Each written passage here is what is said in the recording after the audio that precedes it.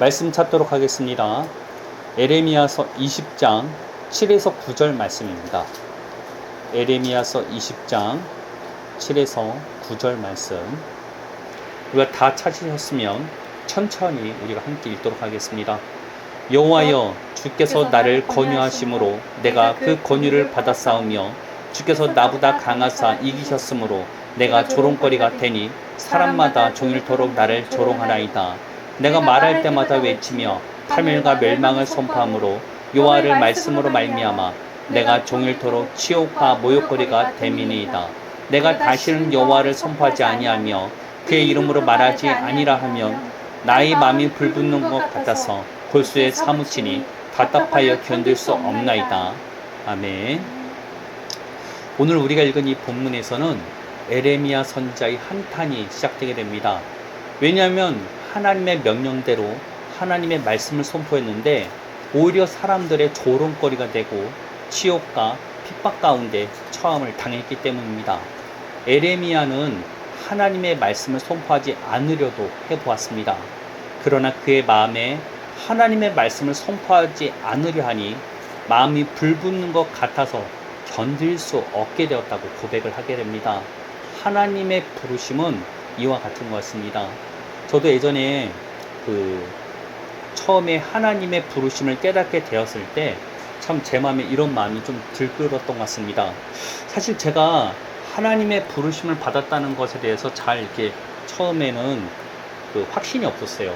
왜냐하면 내성적인 성격을 갖고 있었고 주변에서도 저를 반대하는 사람들이 많았어요. 그런데 이거를 거절하려 하고 제가 피하려고 하니까 제 마음에도 불붙는 마음이 올랐던 것 같았습니다. 이것을 하지 않으면은 정말 안 되겠다라는 마음이 내 안에 올라와서 어떻게 보면은 신학교로 가게 되었고 이와 같이 어떻게 보면 삶을 살게 되었던 것 같습니다. 그러나 인생이 참 제 생각처럼 이렇게 흘러가지는 않는 것 같아요. 아무튼 에레미야 같은 경우도 하나님의 부르심을 거절하려고 하였지만 그 마음에 불붙는 마음이 올라와서 도저히 거절하지는 못했다고 합니다.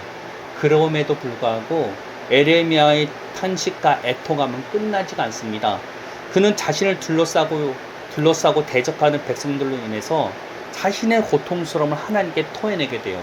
14절에 가서는 그 어머니의 태 속에서 죽었으면 하는 말이 나올 정도로 그는 솔직하게 하나님 앞에 자신의 고통을 고백하게 됩니다. 사실 우리는 선지자 하면 좀 특별하고 거룩한 사람이라고 생각을 합니다. 그렇게 하나님 앞에 좀 더 어른스럽게 행동하고 점잖게 행동하는 것들을 생각하지만 선지자 에레미야는 하나님 앞에 솔직한 자신의 날 것을 그대로 보여드리게 됩니다. 자신이 처한 상하, 자신의 아픔을 솔직하게 하나님께 쏟아붓게 되는 것입니다. 그런데 우리들에게는 이러한 모습이 사실 그렇게 익숙하지가 않아요. 에레미야가 성숙하지 못하다고 사실은 우리의 눈에는 보여질지도 모릅니다. 사실 우리 문화권 안에서는 자신의 솔직한 신경을 표현한다는 것이 익숙하지 않아서일지도 모릅니다. 그러나 근본적인 것은 우리의 예배가 하나님과의 인격적인 예배보다는 제의적인 예배가 익숙해져 있기 때문에 에레미야의 이런 모습들이 독특해 보이는 것은 아닐까 생각을 해봅니다. 자신을 가면 속에서 가려서 하나님 앞에 나오다 보니 자신의 본연 솔직함을 있는 그대로 보여주고 있는 에레미야의 모습에 우리는 불편해하고 있는 것은 아닌가 생각해 봐야 된다는 것입니다. 정말로 성경에 나오는 하나님의 부르심을 받은 사람들은 하나님 앞에 굉장히 솔직하게 나가게 됩니다. 왜냐하면 그들은 하나님을 제의적인 예배로만 섬기는 것이 아니라 인격적인 관계 안에서 하나님을 섬겨왔기 때문입니다. 모든 삶 속에서 하나님과 동행하는 삶을 살았기에 그들은 자신의 삶에서 느끼는 감정들, 생각들을 있는 그대로 하나님 앞에 드러내게 된다는 것입니다. 성경에 보면은 곰곰이 생각해 보면 하나님과 굉장히 친밀했던 모세는 이런 모습을 보여주는데요. 어느 날 백성들이 고기를 못 먹는다고 자신의 처소에서 우는 모습을 모세는 발견하게 됩니다. 이거를 보고 굉장히 민망해하면서 하나님 앞에 울부짖으면서 기도하게 되는데요. 이때 하나님 앞에 내가 이 백성을 낳았냐며 굉장히 따지는 모습을 보여주게 됩니다. 우리가 생각하는 엄숙하고 거룩한 모습으로 오 주여, 오 하나님 이런 모습으로 보이는 것이 아니라 솔직하게 자신의 가슴을 치면서 이 백성을 내가 낳았습니까 하면서 하나님과 울부짖는 모세의 모습을 상상하시기 바랍니다. 그런 하나님을 제의적인 모습으로 만난 것이 아니라 인격으로 하나님과 늘 관계하며 살았던 삶을 살았다는 것입니다. 또한 다윗은 원수의 손을 피해가며 자신의 절박한 가운데 있을 때도 자신의 원수에게 보복할 능력은 없으니 자신의 원수를 저주하는 모습도 보이기도 합니다. 물론 왕이 되어서도 다윗은 스스로 원수 갚는 모습을 보이지는 않아요. 그들에게는 정말 그런데 이러한 다윗의 모습과 또 여러 가지 성경에 있는 모습들을 보면은 그들은 하나님과 관계 맺으며 하나님과 동행하는 삶이 단연했다는 것입니다. 어떻게 보면은 제의적인 하나님 앞에 갇혀 있는 것이 아니라 자기들의 얼굴을 하나님 앞에 가리고 가면을 쓰는 모습들이 아니라 인격과 인격으로 얼굴과 얼굴을 맞대며 신앙생활하는 모습들이 성경의 많은 사람들의 모습에 나왔다는 것입니다. 그런데 오늘날 우리들의 모습은 어떠합니까? 의식적인 제의적인 예배만 하나님 앞에 드리고 앉았다 일어났다 하면서 예배를 드릴 줄만 알았지 정말로 하나님과 인격적인 관계 가운데 우리는 살고 있는지를 생각해 봐야 된다는 것입니다. 성경에서는 이렇게 하나님과 동행하는 사람들의 모습들도 보이지만 정말로 그 반대의 사람들도 보여요. 제의적으로만 하나님을 섬기는 그룹들 역시 성경에도 등장하게 된다는 것입니다. 그들이 예수님 당시의 종교 지도자들이었습니다.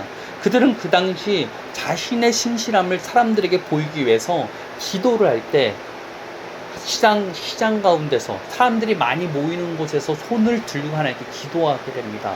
그리고 금식할 때도 자신이 금식하고 있다는 것을 표를 내기 위해서 험악한 표정을 지으면서 내가 금식하고 있다는 것을 티를 내면서 신앙생활을 했다고 합니다. 오늘날 우리들의 신앙은 어떠합니까? 그들의 신앙과 같이 어떻게 보면 보여주기 위한 신앙의 쇼를 하고 있는 것은 아닌가 스스로를 살펴봐야 된다는 것입니다. 우리는 에레미야와 같이 솔직하게 자신의 속내를 하나님께 쏟아부을 수 있도록 이런 인격적인 하나님과의 관계가 사실 우리의 삶 가운데 필요하지 않은가 생각해 봐야 된다는 것입니다. 어떻게 보면 우리는 좀 더 하나님 앞에 솔직하게 나아갈 필요가 있어요. 왜냐하면 우리는 그분의 자녀이기 때문입니다. 하나님의 자녀의 신분이 우리의 것이라는 것입니다. 우리는 그분과 무척이나 친밀한 관계 속에 놓여져 있다는 것입니다. 그런데 우리는 그 아버지 앞에서 굉장히 서먹서먹해하고 어려워하고 있죠. 그분은 나를 위해서 자신의 생명까지도 아까워하지 않는 그 분 앞에 우리는 굉장히 서먹서먹하게 제의적으로만 하나님 앞에 충성 모드로 나가고 있다는 것입니다. 우리는 더 이상 여기에서 머물러 있어서는 안 된다는 것입니다. 에레미야의 모습이 불편했습니까? 에레미야가 하나님 앞에 솔직하게 어머니의 태 속에서 내가 죽었으면 좋아할 것을 라면서 슬피 울며 불부짖는 그의 모습을 보면서 우리는 솔직히 너무 불편했습니까? 그것은 반대로 생각한다면 우리는 그러한 솔직함이 우리 앞에 없기 때문에 불편한 것은 아닌가 생각해 봐야 된다는 것입니다. 우리도 어떻게 보면 에레미야와 같이 하나님 앞에 솔직하게 나갈 수 있어야 돼요. 하나님 앞에 나 자신을 정말로 오픈할 수 있어야 된다는 것입니다. 그렇다고 남들 앞에서 내 안에 속에 있는 걸 미주알 고주알 말하는 것이 아닙니다. 골방 가운데 하나님 앞에 나아갈 때 늘 우리의 삶 가운데 늘 모든 우리의 삶 가운데 하나님께 우리의 모든 것을 올려드릴 수 있어야 된다는 것입니다. 그것이 우리의 부르심을 기억해야 됩니다. 요엘서 2장 28에서 29절 말씀에는 이런 말씀이 있어요. 많은 성도들이 이 말씀 많이 들어봤을 것입니다. 제가 읽어드리도록 하겠습니다. 그 후에 내가 내 영을 만민에게 부어주리니 너희 자녀들이 장래일을 말할 것이며 너희 늙은이는 꿈을 꾸며 너희 젊은이는 이상을 볼 것이며 그때 내가 또 내 영을 남종과 여종에게 부어줄 것이며 이 말씀은 사도행전에서 베드로가 인용한 말씀이기도 합니다. 의미는 모든 믿는 이들이 선지자와 같이 하나님과 교제할 수 있는 때가 올 것이라는 것입니다. 장래일을 말하며 꿈을 꾸고 이상을 보는 것은 선지자를 표현한 것이죠. 즉, 이 말씀은 새 언약의 성도들 모두가 선지자와 같이 하나님과 인격적인 교제 가운데 살아갈 수 있다는 것입니다. 과거 구약에선 특별한 사람들만이 선지자가 되었습니다. 그러나 예수님을 통해서 모든 믿는 이들은 하나님과 함께하는 때가 온다는 것입니다. 이미 우리들은 그때에 살아가고 있음을 기억하시길 바랍니다. 하나님을 제의적으로 섬기는 것, 그 이상으로 중요한 건 우리의 모든 삶에서 하나님과 공유하는 삶을 사는 것이에요. 하나님과 교제하며 그 내적 친밀한 가운데 사는 것이 우리의 부르심이라는 것입니다. 과거 선지자들에게만 이런 것이 가능하고 과거 사도들과 제자들에게만 이런 것이 가능하다는 것이 아닙니다. 모든 믿는 자들이 하나님의 음성을 듣고 하나님과 교통하며 하나님과 동행하는 삶이 우리에게 약속되어졌다는 것입니다.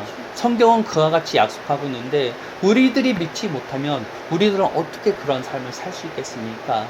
우리는 하나님과 정말로 친밀한 관계 가운데서 그분의 인도함을 받을 수 있게 되었습니다. 그것이 주님의 약속이고 그것이 주님의 어떻게 보면 우리에게 주어진 축복이라는 것입니다. 그렇기에 우리는 그러한 삶을 살아야 되는 거예요. 은사 중단론과 같은 정말로 말도 안 되는 것에 속아서 하나님의 음성을 듣는 예언하는 거 아니야? 하나님의 그럼 너가 성경을 쓰지. 이러한 잘못된 가르침에서 우리는 벗어나야 된다는 거예요. 오늘날도 주님은 우리에게 말씀하십니다. 오늘날도 주님은 내적으로 우리를 인도하시고 말씀하시고 계세요. 그분의 음성에 우리는 귀를 기울이고 그분께 나아가야 된다는 것입니다. 그분은 우리에게 너무나 가까운 동행자이자 우리의 변호자이기도 하세요. 우리의 상담가이기도 합니다. 우리의 슬픔, 우리의 고통, 그 어떤 것이라도 그분에게 쏟아낼 때 그분은 다 들으시는 분이라는 것입니다. 거절하고 듣지 않는 분이 아니에요. 우리의 세미한 음성까지도 그분은 놓치지 않는 분이 그분이라는 것입니다. 우리의 세미한 음성뿐만 아니라 우리의 심중에 이르는 말, 우리도 모르게 의식적으로 내가 의식하지 않는데 심중으로 나오는 것들이 있잖아요. 그것까지 캐치하는 게 하나님이시라는 것입니다. 우리는 그것을 기억하시고 우리는 그 하나님을 찾아야 된다는 것입니다. 에레미야의 모습이 이제는 더 이상 불편해져서는 안 돼요. 우리도 에레미야와 같이 막 들이박으라 이런 말이 아니지만 에레미야와 같이 솔직하게 하나님 앞에 나아갈 수 있어야 된다는 거예요. 더 이상 종교적인 모습, 제의적인 모습 이런 걸로 하나님 앞에 나가는 것으로 만족해서 될 것이 아니라 진짜 하나님과 교제하고 진짜 하나님과 동행하고 진짜 하나님과 함께하는 것이 우리의 삶에 무척이나 필요하다는 것입니다. 이것이 오늘날 성도들 그리고 이 설교를 듣는 자들에게 필요하다 생각합니다. 주님을 찾으시길 바랍니다. 그분을 구하시길 바랍니다. 그분은 우리에게 말씀하시고 우리보다 더욱더 우리와 인격적으로 교제하길 바라시는 게 하나님이시라는 것입니다. 그것을 위해서 하나님께서는 자신의 자녀를 독생자를 우리를 위해서 십자가에 못 박는 일까지 행하시는 분이라는 것입니다. 우리와의 친밀함, 우리의 하나됨을 위해서 자신의 자녀까지 십자가에 올리신 그분이 지금 우리 앞에 서 계시다는 것입니다. 우리는 그분 앞에 이제는 나갈 수 있어야 돼요. 그것이 하나님의 뜻입니다. 그런데 이런 에레미야의 탄식과 같은 기도를 보다가 제 눈에 이제 발견되어진 게 있었습니다. 그것은 에레미야의 탄식 전과 탄식 후에 등장하는 인물인 밧스올이라는 사람이었습니다. 이 밧스올은 하나님의 명령대로 에레미야가 성전에서 하나님의 말씀을 선포했을 때 처음 등장하게 됩니다. 그는 에레미야가 선포하는 멸망의 메시지들, 너희들에겐 이미 멸망이 찾아올 것이고 너희들의 죄가 가득하다 이런 것을 선포했을 때 에레미야를 붙잡아다가 때리고 그 성전 안에 감옥 같은 곳이 있나 봐요. 거기서 가두었던 사람이었습니다. 근데 그랬던 그가 에레미야의 탄식이 끝나고 나서 또 등장하게 됩니다. 그것은 유다를 바벨론이 침공하게 되는 일이 일어났기 때문입니다. 유다의 왕 시드기야 왕은 과거와 같이 기적과 같은 일로서 이 침공을 벗어날 수 있지 않을까라는 기대로 선지자 에레미야에게 사람을 보내게 됩니다. 그때 등장하는 게 밧스올이에요. 잘 생각해봐요. 밧스올은 분명히 멸망을 선포하는 에레미야를 때리고 감옥에 가두는 사람이었습니다. 그는 사실 에레미야의 메시지 자체를 거절하는 사람이었어요.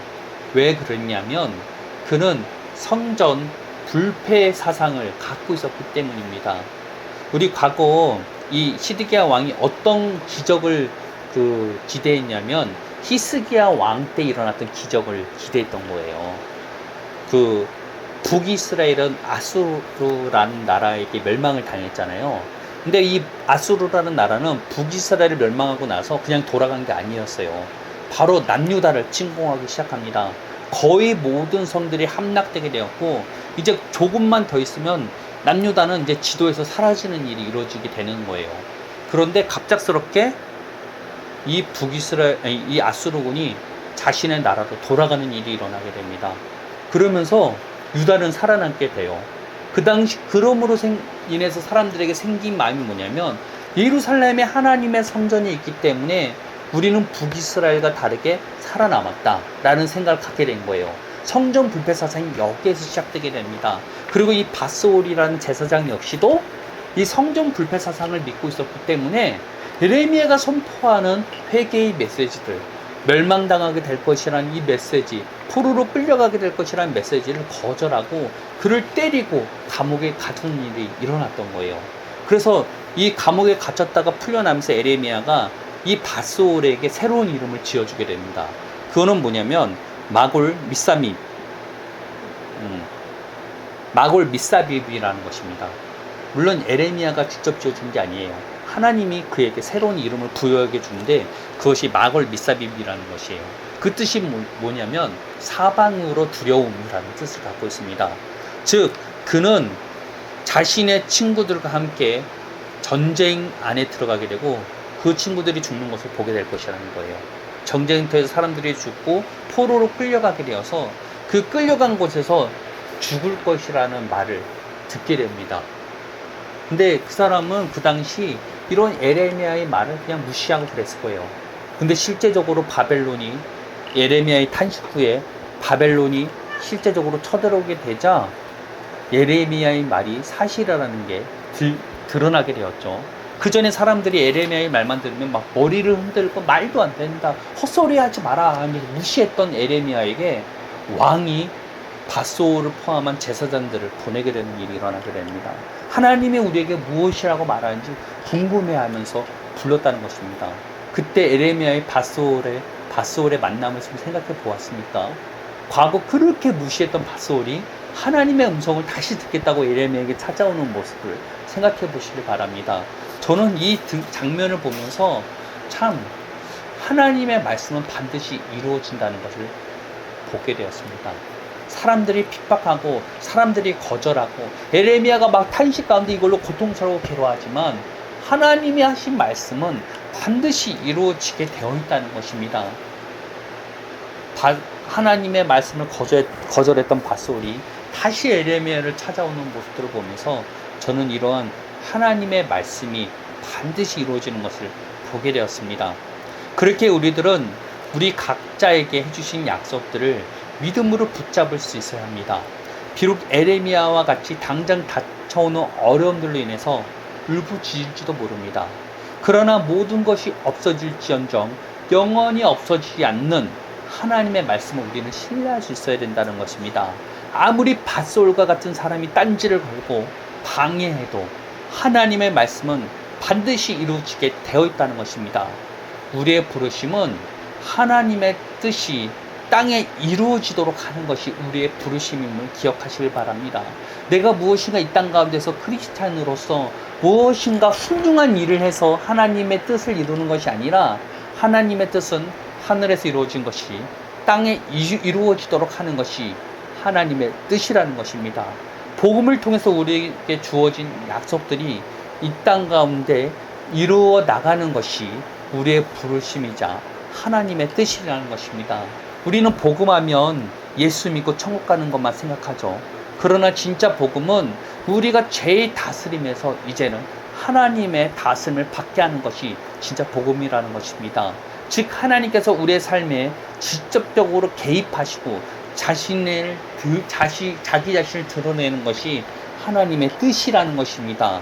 그렇게 우리들은 우리에게 이미 임한 이러한 복들이 우리에게 복들이 이미 임하고 있다는 것을 깨달아야 돼요. 그런데 이러한 것들은 우리의 믿음으로만 취할 수 있다는 것입니다. 우리의 삶 가운데 이 믿음이 없다면 이루어질 수가 없다는 것입니다. 에레미야와 같이 당장 닥쳐오는 어려움들로 인해서 탄식할지라도 하나님의 말씀이 반드시 이루어진다는 것을 우리가 바라고 믿음으로 하나님께서 하시는 일들을 이제는 바라보는 삶을 살아야 된다는 것입니다. 핍박하던 바스올이 하나님의 음성을 듣겠다고 다시 찾아오는 모습을 상상하시길 바랍니다. 에레미야의 말이 말도 안 된다며 핍박했던 바스올이지만 에레미야를 통해서 하나님께서 하신 말씀이 이루어지는 것을 보고 급히 에레미야를 바스올은 찾아오게 되죠. 하나님의 말씀은 그와 같이 반드시 이루어지게 되어 있다는 것입니다. 그 사실을 믿음으로써 붙잡고 이미 이루어질 것을 마음으로써 그리시길 바랍니다. 반드시 에레미야에게 바솔이 찾아온 것과 같이 우리들이 믿음으로 그린 것들이 우리 앞에 다가오게 될 것이라는 것입니다. 하나님께서는 우리에게 천국 가는 복음만 허락하지 않으셨음을 반드시 기억하셔야 합니다. 우리의 모든 삶 가운데 모든 연약함들이 해결되는 것이 때까지 복음에서 허락하였다는 것입니다. 실제적으로 하나님께서 우리의 삶에 개입하시고 자신의 뜻을 드러내는 것이 하나님의 뜻이라는 것입니다. 이것을 믿음으로 취하셔야 합니다. 우리가 경험할 수 있는 것들이라는 것입니다. 하나님께서는 자녀들에게 허락하신 복들을 우리들은 믿음으로 취할 수 있어야 합니다. 반드시 하나님께서 이루어질 것을 바라며 믿음으로 취하시길 예수님의 이름으로 축복합니다. 하늘에서 이루어진 것이 땅에서 이루어진 것을 날마다 경험하시길 바랍니다.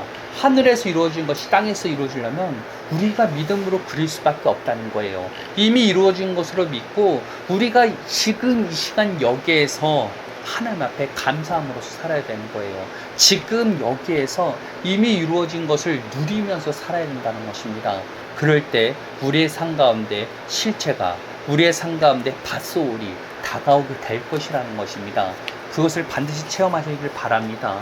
에레미야에게 하나님께서는 자신의 신실성을 확실하게 보이셨습니다. 하나님이 말씀하신 것은 반드시 이루어지게 되어 있다는 것입니다. 우리들도 그 하나님의 신실성을 믿고 하나님의 약속을 날마다 주님 안에서 그리고 날마다 그 말씀이 이루어진 것을 믿고 기뻐함으로써 날마다 우리의 삶 가운데 하나님의 뜻이 이루어진 것을 경험하시기를 예수님의 이름으로 축복하겠습니다. 기도하겠습니다. 하나님 감사합니다. 오늘 에레미야를 통해서 또 하나님의 말씀을 우리가 들었습니다. 하나님은 오늘날도 우리에게 말씀하시고 우리를 이끌어 가시는 분이십니다. 하나님께서는 침묵하지 않으시고 우리와 교통하시길 기뻐하시는 분이십니다. 우리가 그 사실을 알고 그 하나님께 우리가 솔직함으로 주님께 나아가오니 우리의 모든 것을 열고 주님께 나아가오니 우리와 함께 하시고 우리가 동행하여 주옵소서. 하나님의 말씀은 영원히 없어지지 않습니다. 우리의 모든 삶은 썩어 없어지나 하나님의 말씀은 영원합니다. 우리는 이 영원한 말씀을 날마다 붙잡으며 주님 앞에 나아가오니 주님의 말씀만 내 안에서 살아 움직이게 하여 주옵소서. 내가 그리스도와 함께 십자가에 못 박혀 죽음으로 말미암아 이제는 더 이상 내가 사는 삶이 아니라 그리스도가 나를 주장하는 삶을 살 수 있도록 우리를 이끌어가 주옵소서. 예수님 감사드리며 예수님의 이름으로 기도합니다. 아멘.